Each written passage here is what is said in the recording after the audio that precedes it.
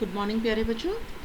कल हमने एक्सरसाइज 8.2 के कुछ क्वेश्चंस करे थे जो कॉस्ट प्राइस और सेलिंग प्राइस पे बेस्ड थे।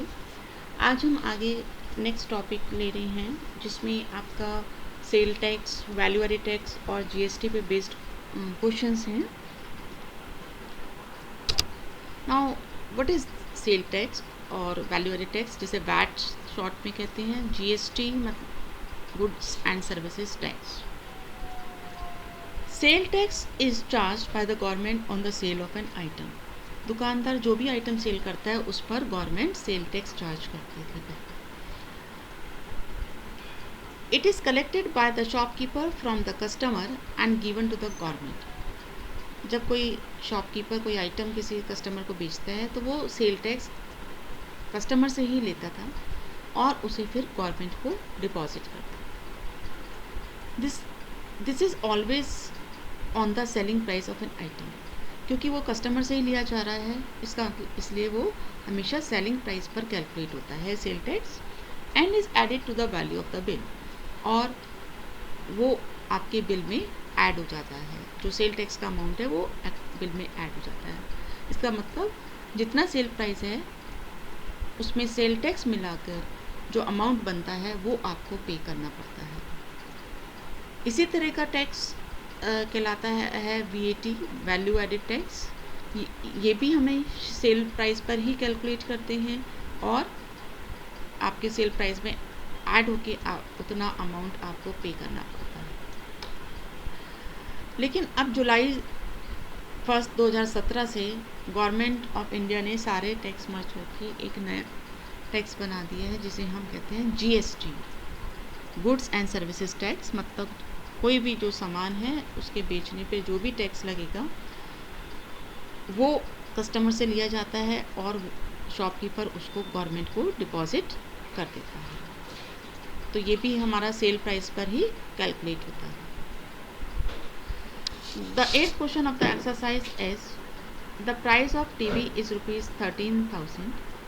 The sale tax charged on it is at the rate of 12%. Find the amount that Vinod will have to pay if he buys it. एक टीवी की कीमत 13,000 रुपये है जिस पर 12% सेल टैक्स लग रहा है। तो विनोद अगर उस टीवी को खरीदता है उसको कितना अमाउंट पे करना पड़ेगा। अब ये जो 12% का सेल टैक्स है ये टीवी के प्राइस पर ही कैलकुलेट होगा। सो द अमाउंट जो होगा सेल टैक्स का that is 12% of 13,000. So 12 divided by 100 of means multiplication 13,000।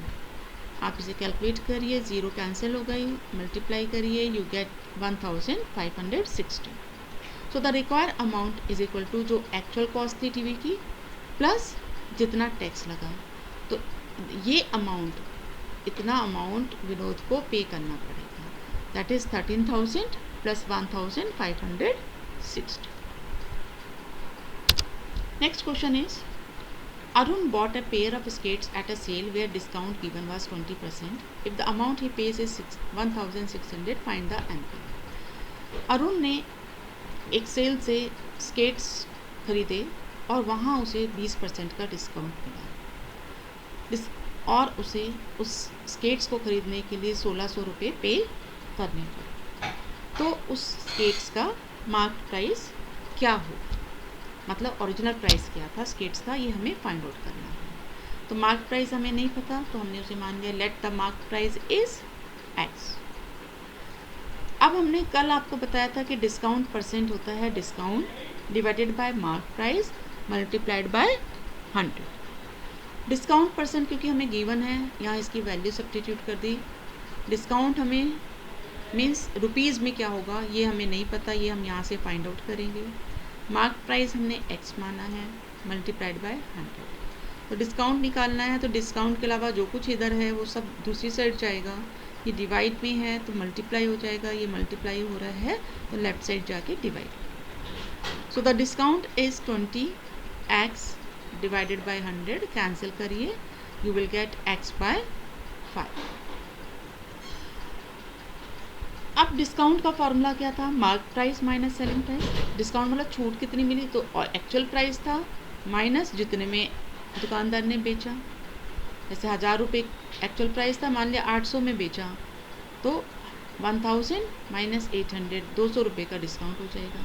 तो यहाँ पर भी वही हमने अप्लाई करा, डिस्काउंट हमने रुपीज़ में यहाँ से निकाल लिया था x/5, मार्केट प्राइस x था, सेल प्राइस हमें पता था जितने में वो खरीदेगा वो दुकानदार के लिए सेल प्राइस हो गया, तो 1600। यहाँ से इसे कैलकुलेट करेंगे, इस x/5 को इधर ट्रांसफ़र करा है एक साइड, तो then you will get x minus x/5 equal to 1600।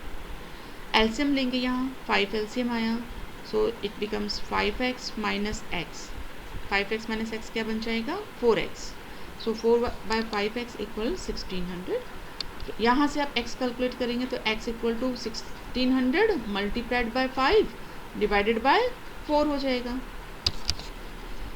अब इसे आप कैलकुलेट करिए, 400 आ जाएगा जब आप इसे 4 से डिवाइड करेंगे और 5 से मल्टीप्लाई करेंगे, you will gate 2000। So the marked price was rupees 2000. Now the next question is, I purchased a hair dryer for rupees 5400 including 8% VAT. Find the price before VAT was added. एक hair dryer मैंने खरीदा 5400 rupees का, जिसमें VAT का amount already included है। तो बिना VAT के उस हेयर ड्रायर का अमाउंट क्या होगा ये हमें फाइंड आउट करना। अब 8% वैट का मतलब क्या होता है कि अगर 100 रुपये उसकी कीमत थी तो 8 रुपये आपको वैट देना पड़ेगा। तो आपके लिए वो हेयर ड्रायर की कॉस्ट क्या हो जाएगी, 100 plus 8 rupees, that is 108 rupees. So if the price without VAT is rupees 100, then price including VAT will be 108।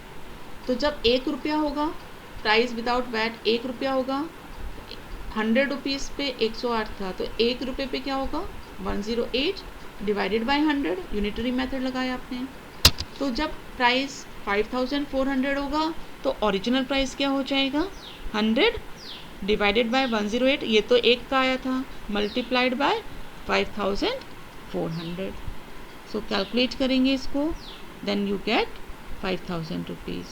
So the price of hair dryer before addition of VAT was rupees 5000. And now you complete the remaining questions. Thank you.